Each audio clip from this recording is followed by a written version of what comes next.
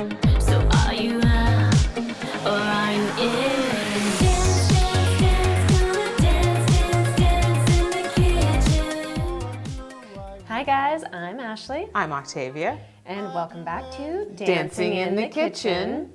So we are excited to dive in. We are going to start talking about stage one of introducing foods, solid foods to your baby. And we're going to be talking about Purees. So one of the great things that me and Ashley have in common is that both of our kids eat vegetables. So and one of the reasons for my child eating vegetables is I was introduced to starting with green vegetables, then going to yellow vegetables, and then to potato. You know, a lot of people start their kids on fruit and they just automatically get a taste for sugar. So starting them on savory foods has really helped her. She really eats everything, you know, she's not a picky eater. Yeah, my kids are great about that as well. And same thing, I started them with vegetables, but one of the other things that I did was I also was really intentional about starting them with things like egg yolk and like salmon and peanut butter as well. So these foods that had some protein, some healthy fats, other nutrients like choline that are really good for brain development. And then I started introducing in the green vegetables, and then like you said, fruits come last. So that has been a big help. And then I just wanted to talk a little bit about the importance of nutrition in the first couple of years of life. Right. And how that really lays the foundation for mood, mental health, nervous system development for the rest of your life. So there's something that they refer to as the first 1,000 days, which is from birth to age 2. And just for some fun, crazy statistics, But she's got lots of those. there are 700 neural connections per second up to age 1 that are forming in the brain. Whoa. And additionally, the brain reaches 80% of its adult size by age 2. Okay. So this is a really crucial time in your child's development that can, like we said, really pave the way for the rest of their life. And malnutrition in the first couple of years of life can result in lifelong issues. So developmental and, you know. And also obesity and all kinds of other things. Oh, wow. Just depending on getting them off to the right start and what food preferences they develop, and if they're being introduced to high levels of like sodium and sugar at a young age from processed foods. So we just want to really be mindful about starting our kids off with fresh, healthy, real whole foods that are going to give them the best springboard into the rest of their years on this planet. Yes, of course. And I wanted to say a little note on peanut butter. You know, a lot of people stray from peanut butter. Everybody's so worried about nut allergies. And one of the things that I learned from an allergist, now obviously you need to talk to your doctor about this first, but from my allergy doctor, he said, you know, give them a little bit of peanut butter every day because that's going to help build the immune system against the peanut allergy. It's when you just take it completely away and then you don't give it to them to age 3, that's usually how that peanut allergy actually starts, because you're not starting them with it. So we did a little bit at a time and we have no peanut allergy. Yeah, and we will show you more of this as we kind of get into this episode, but peanut butter can be a choking hazard. So you want to be mindful about how you're serving it. And one of the things that I would do is I would dilute foods like peanut butter or egg yolk or even, you know, mashed up or pureed salmon with a little bit of breast milk, or you could also use formula to make it a thinner consistency that the baby's going to be able to deal with more easily. And that's the same advice I heard about allergies as well. Yeah. And in terms of allergies and food, you want to kind of be aware of what the allergenic foods can be. And then you would want to introduce one food at a time and watch it for 3 or 5 days and see if there's any reactions. And then you can add in a new food and watch for 3 to 5 days and see if there's any reactions. If you are, you know, feeling anxious about allergies, that's kind of the approach. Yeah, that sounds like a good approach to it. Yeah. It's funny, you are very much into the choking hazard. So I'm curious about that because I've noticed, just as us being friends, you're like, I cut those grapes in half and I cut these in half. And you're very aware of the choking hazards. Yeah, and I would even like, if I would be around other parents and they had like a 2-year-old and they hadn't cut their grapes, I'd be like, do I say something? This is frightening me. Yeah, I just have a lot of anxiety around that. I choked when I was a kid. That's probably where it stemmed from. I was like 7 and I choked on a piece of spaghetti, but I remember how terrifying that was. And then I actually noticed a really big difference between my two kids in terms of how much gagging they had when they first started solids. And word to the wise, your child will gag when they start to learn to eat, and it can be anxiety provoking. There's a lot of gagging. Yeah. And so, you know, with my older son, he actually also choked when he was 4. Okay. Because I tried to be super cautious and careful about all of the choking hazards, and then he got to be 4 and he was asking me if he could try a hard candy. Oh. And I was like, well, he's 4.5 and I'm probably over anxious. So I was like, sit down at your little table, here's your hard candy, we're gonna let you try it. And within seconds, he was choking. Oh my goodness. Yeah, so within seconds, my son was choking. And I had turned around to look at my computer for like 2 seconds. I turned back around. My nanny is hitting him on the back. He's bent over, red.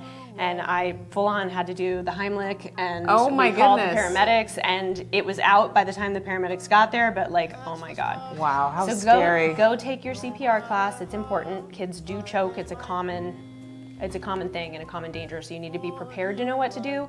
But also, if you're like me and you want to manage your anxiety by knowing what the choking hazards are and be safe, then just do your research and cut foods And we'll know talk CPR. about that too in our next episode, which is going to be kind of the stage 2 of baby-led weaning. Yes? Right, Okay. yeah, and how to cut foods and prepare them so they're safe. So just a couple other things I want to mention kind of on the mental health and nutrition front before we get into it here is that there's a few nutrients that are really important when babies get to be about 6 months old. That's when you would start introducing purees or solids. And for breastfed babies in particular, iron and zinc are important because they don't really get that from breast milk. Okay. Formula has iron in it. So that's part of the reason why I would include some ground up meat, you know, some foods that contain iron, leafy, like broccoli and things like that. B vitamins are always important for the brain and nervous system development, omega-3 fats, and we don't restrict fat for kids. So how do you under get the 2. B's in and the omega-3s? What are your 2 main go-tos? Right, so again, the green vegetables tend to have almost everything. Okay. And then the omega-3s would be things like fish and introducing them to those strong flavors early on because they don't have the aversion yet, and if they develop the taste preference for it young, they'll tend to keep it versus, you know, you try to introduce them to fish at 5 when they've never had it before and now they're like, no. They're like, that's fishy. Right. Yeah, so those are some important nutrients. Calcium is another one. Bone and teeth development, that's happening. So you introduced salmon as early as 6 months. Yeah, I mean, I would literally just puree it and add breast milk to it to thin it out so it's like salmon soup. Okay. They don't care. They're just getting like acquiring the taste for the flavor and I want to say that too. One of the reasons why, you know, a lot of people want to start with like bananas or fruit because they think the kid's not going to like it, but the kids, or the babies especially, are so interested in eating what you're eating. It almost doesn't even matter on that first try what you give them. My daughter, her first food was mashed peas or like a pureed pea. And she just gobbled it up because their palate is fresh, you know, so they don't really know any difference. So, you know, it doesn't really matter what you start them with. So that's why we started with savory. so take advantage. Yes, take advantage. Exactly, take advantage. Yeah, and just a couple other notes. I mean, I feel like we could go on for hours on this topic, so we'll be mindful to be a little concise, but it's a fun time. Babies do not really need water very much until they're a year old, so you can give them a little tiny cup of it so they can kind of practice, but no more than like 2 to 4 ounces really, because you don't want to dilute their nutrition with water. They need to be getting it from breast milk and formula. And there's another little saying that they throw out around food before 1 is just for fun. I've heard this many times. I forgot about that line because it's been 6 years. Yeah, so you are not trying to get your baby all their nutrition from this diverse array of foods. They're still getting their nutrition primarily from breast milk or formula until they're a year old. And at that point, they're going to start to be consuming a higher volume of vegetables and other foods. But you don't have to worry about like, they need to get this many vegetables per day. At this age, it's just about really experimentation and getting them used to the process of eating. And for me, it was developing that palate because we're foodies. Yeah. Well, we'll go into a deeper dive in our interview segment, but for now, we're gonna kind of get showing you our food puree process. We've got a cream of asparagus soup, and if you wanted to do this without dairy, you most certainly could. And I found that one of the things that really helped me was I would just kind of puree or mash up whatever I was eating and feed it to my baby. And I also found myself liking some of the foods that I was preparing specifically for him. We've shared the recipe before, but we have a butternut squash soup that I got from... Super yummy. Yeah, I originally came across that as like a baby-led weaning or a StartingSolids recipe. He didn't like it, I did. And then today we have like a cream of asparagus or pureed asparagus soup, so. I can't wait, let's dig in. All right. So Liz is with her fur child right now, and I know she has a really awesome song for us today. She does. So the song that we're going to feature today is called For You I Will. It was written by Liz and her husband Ryan Shore, who is a composer. And it was used for a VR game, and this is a song that Liz used to sing to her niece and nephew when they were young. Aww. She is an amazing auntie, and my kids actually call her Auntie Liz. And they get really upset when I come over. They're like, I thought Auntie Liz was coming. I'm like, I'm sorry, it's me. I've been really enjoying how Zaiden has been working on learning your name. He'll like pause. Ms. Octavia? It was so cute. When I came in the office, he was like, her mom. Yeah, it was super cute. All right, well, let's get cooking, and we'll see you back here in a bit. All right, so I have got my potatoes already nice and prepped here. I just chopped them, peeled them, chopped them, and they are soaking in some water because if you leave them out, they're going to brown. So putting them in some water will keep your potatoes from browning until you're ready to cook them. Also, it just gives them a little bit more softness to them, especially if today we're pureeing them. But if you were making French fries, you would want to soak them in a little water first for at least 30 minutes. Okay, and what do you got going?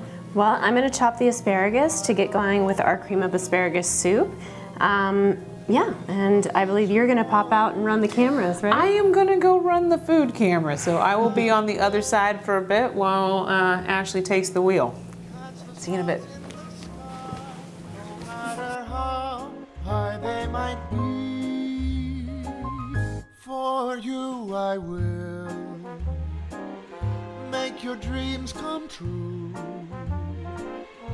Ease your troubled heart back to the start before it was blue. For no one can take my love away from you because it's you. So I'm gonna be pureeing some potatoes here. Now I do mine a little bit differently than Ashley does. She likes to use breast milk or formula. I was taught just to use water because breast milk can be kind of sweet. So I was really trying to get away from developing a sweet palate. So I always just use water, but it's really your choice. But this is just super simple. We've got some steamed potatoes. I'm gonna put them in our little mini Cuisinart and some water. And then you drop the lid. So I think that's good. It looks nice and pureed. So this is just, you know, it's mashed potatoes with nothing in it. It's totally bland. It's not for us. Again, a baby's palate, you know, this is going to be a very robust flavor to them. So I've just got a few various foods here, and I'm gonna kind of show you how I quickly and easily prep very first foods for baby. So one of the things I really like to start with is eggs, and the yolk in particular has so many nutrients, it's very nutrient dense. So we've got a soft boiled egg here. Look how pretty that is. Excellent work, Alyssa, who prepped this egg. And I'm literally just gonna take my little baby spoon, and I'm gonna get a little bit of this good yolk in here. And then what I would do is, I've got this milk here, and we've got cow's milk for the sake of example, but this would be breast milk or formula. A little bit of milk to thin it out. And the idea is that when baby is first starting solids, you're gonna wanna do very thin consistency because, again, with that gag reflex and everything, baby's just getting used to textures, and just really mash it up until it's nice and smooth. And then as baby kind of gets used to the texture and the taste, then you could use a little less milk, a little more egg yolk, and have it be a little bit thicker. But this is a good way to get baby used to it. So as you can see, like, this just makes a quick and easy baby food, and you can adjust the consistency based on how much breast milk or formula you add. And as baby gets more skillful at eating, you can thicken up the purees so that there's a little more texture to deal with before you move on to diced foods. Next up, I'm just gonna show you kind of the same thing with some peanut butter. And again, you might remember me mentioning that peanut butter can be a choking hazard. So this is one I also like to thin out. Peanut butter and egg yolk also, or eggs, can be allergens. So these are foods that you can just start with the basics, like a little bit of peanut butter with a little bit of breast milk. Let the baby kind of taste that for 3 to 5 days, see if there's any reactions. Then if there are not, you could start adding in a new food and just continuing like that to see if any reactions occur. But again, introducing the allergens early is how we kind of develop the resilience and the resistance to allergic reactions in the first place. All right, so next up we have avocado. And just kind of show you, I would just literally mash up some avocado for baby and let them go to town. They'll be a very cute green mess. You'll want to get photos. As baby starts to get better with textures, again, you could leave it a little tiny bit chunky. As baby is getting even more proficient, now we could take steamed foods like some broccoli. It's probably too much, honestly. So we'll just take like a little bit of broccoli and a little bit of carrot. And again, the carrot is kind of like a sweeter food, so you'd want to start with the green vegetables before moving on to the orange and the yellow. And I'm also gonna grab a little bit of our salmon here. And you can see we can just kind of mash these foods up. And again, if baby's little and you wanna get them used to salmon and they're not quite ready for the texture of the mashed fish, again, add breast milk or formula to just kind of thin it up. It doesn't sound appetizing to us, but again, baby's just getting used to the flavors, so you don't have to be super gourmet. So pretty simple, and like I mentioned before, I would just take whatever I was eating and whatever was kind of mashable, and this is how I would prep it for my baby. So I didn't have to cook twice. I could just cook for myself and make baby's version. All right, so we have our variety of pureed foods here, stage 1 and kind of stage 1B. We've got purees and then mashes. I love the stage 1B. So yes, we've got your asparagus soup here. We have the pureed mashed potatoes. I actually pureed this on the sidelines, but it's a butternut squash, something I used a lot. Because one of the things about the way I introduce foods is, again, I started with a green vegetable, and then I went to yellow vegetables, and then I went to white. And I didn't go to sweet potatoes. I went to white potatoes, but I didn't go to sweet potatoes until much later. In fact, my daughter didn't even actually get her first fruit until 9 months, and her first banana until 11 months. So I was really on that. And I have to say that now she likes sweets because they're fun, but she just takes 1 or 2 bites and she kind of leaves the rest. Yeah, my kids are pretty tame on the sweets as well. They kind of have like 1 treat a day, which will be like a marshmallow, and then they're like good to go.